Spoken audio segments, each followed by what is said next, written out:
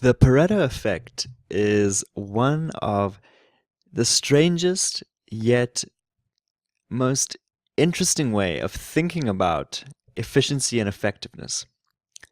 The Pareto effect describes how 20% of any effort would produce 80% of the results, and how 20% of the results are often produced by 80% of the effort.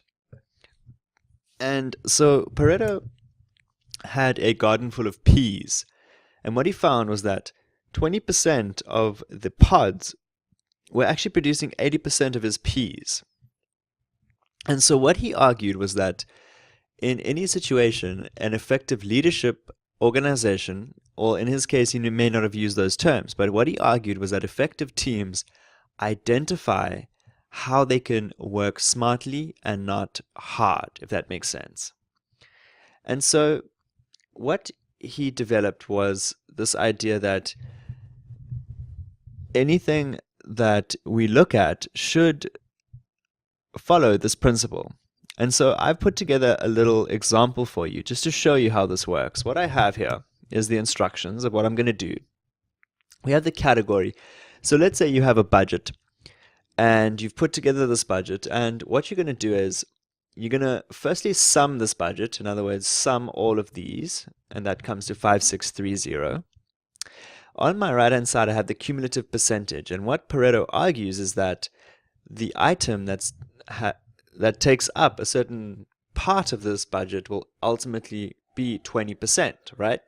So the first thing he did is, if you sort these amounts from largest to smallest, so they're already been sorted for you, any budget, if you sort it from largest to smallest amounts, you sum them, which we've done right here, and then in P2 you type, so we accumulate these. So let's follow these instructions right here. So you type 1,300 in the cumulative column, okay?